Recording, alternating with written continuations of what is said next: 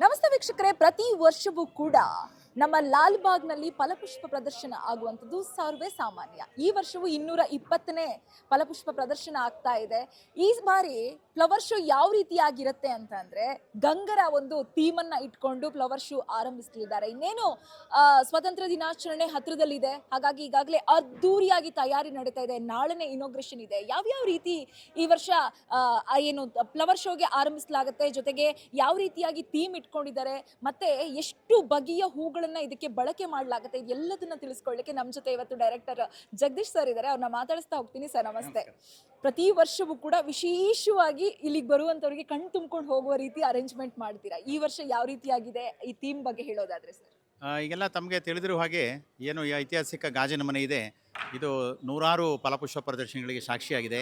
So ಈ ಬಾರಿ 220ನೆಯ ಫಲಪುಷ್ಪ ಪ್ರದರ್ಶನವನ್ನು ಕನ್ನಡ ನಾಡನ್ನು ಆಳಿದಂಥ ಮತ್ತು ಬಹಳಷ್ಟು ಮಹತ್ತರವಾದ ಕೊಡುಗೆಯನ್ನು ಕರುನಾಡಿಗೆ ಕೊಟ್ಟಂತಹ ಗಂಗಾ ಸಾಮ್ರಾಜ್ಯದ ವೈಭವ ಮತ್ತು ಇತಿಹಾಸ ಅವರ ಕೊಡುಗೆಗಳನ್ನು ತಿಳಿಸ್ತಕ್ಕಂಥ ಒಂದು ವಿಶೇಷವಾದಂಥ ಫಲಪುಷ್ಪ ಪ್ರದರ್ಶನ ಆಗಿದೆ. ಇದುವರೆಗೂ ಕೂಡ ನಾವು ದಾರ್ಶನಿಕರನ್ನು ಇಟ್ಕೊಂಡು ಸಹಸ್ರಾರು ಹೂಗಳ ನಡುವೆ ಅವರ ಸಾಧನೆಗಳನ್ನು ಪರಿಚಯ ಮಾಡ್ತಕ್ಕಂಥ ಪ್ರದರ್ಶನಗಳನ್ನ ಮಾಡ್ತಾ ಇದ್ದೀವಿ.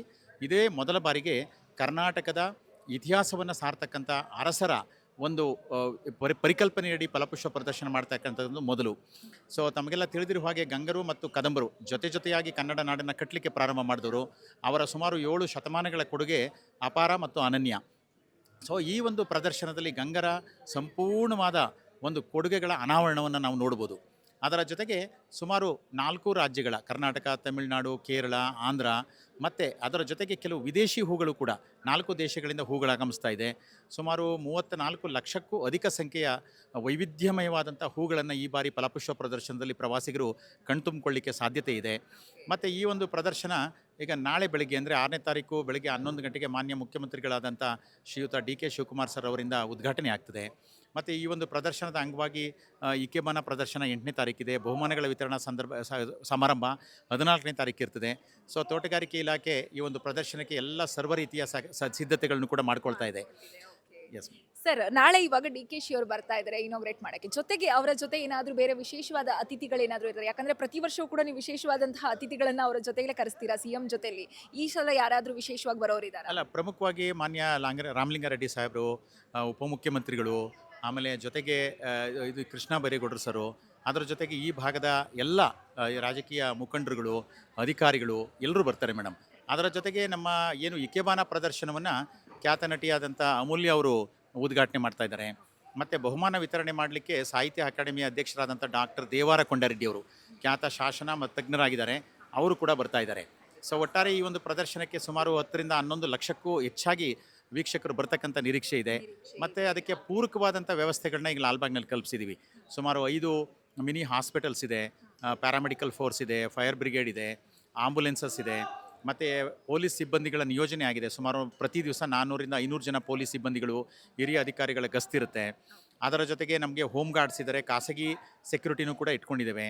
ಮತ್ತು ಮೂಲಭೂತ ಸೌಕರ್ಯಗಳಾದಂಥ ಕುಡಿಯೋ ನೀರಿನ ವ್ಯವಸ್ಥೆ, ಶೌಚಾಲಯಗಳ ವ್ಯವಸ್ಥೆ, ಸುಮಾರು 150ಕ್ಕೂ ಹೆಚ್ಚು ವೈವಿಧ್ಯಮಯವಾದಂಥ ಮಳಿಗೆಗಳನ್ನು ತೆರೀತಾ ಇದ್ದೀವಿ. ಅಲ್ಲಿ ಕೇವಲ ಏನು ನಮ್ಮ ತೋಟಗಾರಿಕೆ ಏನು ರಿಕ್ವೈರ್ಮೆಂಟ್ಸ್ ಇದೆ, ಗಿಡ ಮತ್ತು ಪರಿಕರಗಳು, ಅದನ್ನು ತೆಗೆದುಕೊಳ್ಬೋದು. ಮತ್ತು ಪರಿಸರ ಪೂರಕವಾದಂಥ ವಸ್ತುಗಳನ್ನ ಖರೀದಿ ಮಾಡಲಿಕ್ಕೂ ಕೂಡ ಇದೊಂದು ಅದ್ಭುತವಾದಂಥ ವೇದಿಕೆಯಾಗಿದೆ. ಇನ್ನು ಸರ್, ಶೋಗೆ ಬರ್ತೀನಿ ಅನ್ನೋರಿಗೆ ಟಿಕೆಟ್ ದರ ಎಷ್ಟಿರುತ್ತೆ, ಜೊತೆಗೆ ಯಾವ ಸಮಯದಿಂದ ಯಾವ ಸಮಯದವರೆಗೂ ಕೂಡ ಇದು ಓಪನ್ ಇರುತ್ತೆ ಅನ್ನುವಂಥದ್ದು? ಸೊ ಹಿಂದೆ ನಾವು ಫಲಪುಷ್ಪ ಪ್ರದರ್ಶನವನ್ನು ಸುಮಾರು ಬೆಳಗ್ಗೆ 9ರಿಂದ ಸಂಜೆ 6:30 ತನಕ ನೋಡ್ತಕ್ಕಂಥ ಅವಕಾಶ ಕಲ್ಪಿಸಿದ್ವಿ.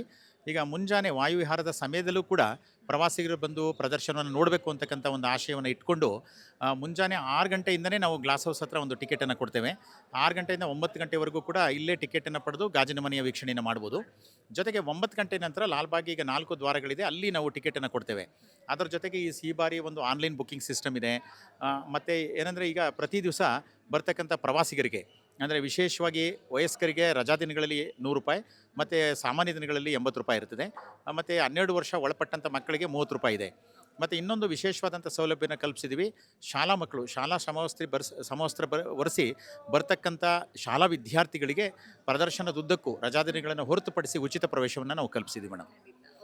ಇನ್ನು ಸರ್, ನಾಳೆ ಆರಂಭ ಆಗುವಂತಹ ಈ ಒಂದು ಪ್ರದರ್ಶನ ಎಷ್ಟು ದಿನಗಳವರೆಗೂ ಕೂಡ ನಮ್ಮ ಜನರಿಗೆ ಕಣ್ತುಂಬಿಕೊಳ್ಳಿಕ್ಕೆ ಅವಕಾಶ ಇರುತ್ತೆ? ಒಂದು ಕೊನೆಯದಾಗಿ ಈಗ ನಾಳೆ ಇದು ವಿದ್ಯುಕ್ತವಾಗಿ ಮಾನ್ಯ ಮುಖ್ಯಮಂತ್ರಿಗಳಿಂದ ಚಾಲನೆಯಾದ ನಂತರ ಪ್ರದರ್ಶನ ವೀಕ್ಷಕರಿಗೆ ನಾವು ಅವಕಾಶವನ್ನು ಕಲ್ಪಿಸ್ತೀವಿ. ನಾಳೆ 6:30 ತನಕನೂ ಕೂಡ ವೀಕ್ಷಣೆ ಮಾಡ್ಬೋದು. ಮತ್ತು ಪ್ರತಿ ದಿವಸ ಮುಂಜಾನೆ 6:30ಯಿಂದ ಸಂಜೆ 6:30 ತನಕ ಪ್ರವೇಶ ಟಿಕೆಟ್ನ ನಾವು ವಿತರಣೆ ಮಾಡ್ತೀವಿ. 7 ಗಂಟೆಗೆ ಇಲ್ಲಿ ಗಾಜಿನ ಮನೆಯಲ್ಲಿ ಲೈಟ್ ಎಲ್ಲ ಆಫ್ ಆಗುತ್ತೆ. ಸೊ 6ನೇ ತಾರೀಕಿಂದ 17ನೇ ತಾರೀಕುವರೆಗೆ 12 ದಿವಸಗಳ ಕಾಲ ನಿರಂತರವಾಗಿ ಮುಂಜಾನೆ 6ರಿಂದ ಸಂಜೆ 6:30 ತನಕ ಸೊ ಪ್ರವಾಸಿಗರು ಈ ಪ್ರದರ್ಶನವನ್ನು ಕಣ್ತುಂಬ್ಕೋಬೋದು. ಮತ್ತು ವಿಶೇಷವಾಗಿ ಈ ಬಾರಿ ಮೆಟ್ರೋ ಎವ್ರಿ 2 ಮಿನಿಟ್ಸ್ಗೆ ರನ್ ಆಗುತ್ತೆ. ಯಾಕೆಂದರೆ ಇವತ್ತೆಲ್ಲ ತಮಗೆ ಗೊತ್ತಿದೆ, ಟ್ರಾಫಿಕ್ಕು ದಟ್ಟಣೆ ಆಗ್ತದೆ. ಆದ್ದರಿಂದ ದಯಮಾಡಿ ಎಲ್ಲರೂ ಕೂಡ ಸಾಕಷ್ಟು ಈ ಮೆಟ್ರೋ ಫೆಸಿಲಿಟೀಸನ್ನು ಕೂಡ ಬಳಸ್ಕೊಂಡು ಪ್ರದರ್ಶನವನ್ನು ವೀಕ್ಷಣೆ ಮಾಡಬೇಕು ಅಂತಕ್ಕಂಥದ್ದು ತೋಟಗಾರಿಕೆ ಇಲಾಖೆಯ ವಿನಮ್ರ ಕೋರಿಕೆಯಾಗಿದೆ. ಕಳೆದ ಬಾರಿ ಎಷ್ಟು ಲಕ್ಷ ಜನ ಆಗಿದ್ರು, ಈ ಬಾರಿ ಎಷ್ಟು ಜನ? ಕಳೆದ ಬಾರಿ ಪೂರ್ಣಚಂದ್ರ ತೇಜಸ್ವಿ ಅವರ ಫಲಪುಷ್ಪ ಪ್ರದರ್ಶನ ಇತ್ತು. ಆಗ 9.5 ಲಕ್ಷಕ್ಕೂ ಅಧಿಕ ಸಂಖ್ಯೆಯಲ್ಲಿ ವೀಕ್ಷಕರು ಬಂದರು.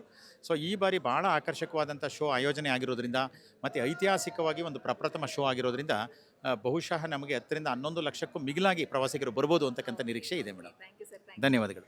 ಎಸ್, ಕೇಳಿದ್ರಲ್ಲ, ಒಟ್ಟಿನಲ್ಲಿ ಈ ಬಾರಿ ಕರ್ನಾಟಕದ ಐತಿಹಾಸಿಕ ಒಂದು ಕ್ಷಣಗಳನ್ನು ಮೆರೆಯುವಂತಹ, ಕಾಣಿಸುವಂತಹ ಒಂದು ದೊಡ್ಡ ಸಂಭ್ರಮವೇ ನಮ್ಮ ಲಾಲ್ಬಾಗ್ನಲ್ಲಿ ಸಿದ್ಧತೆ ಆಗ್ತಿದೆ ಅಂತ ಹೇಳ್ಬೋದು.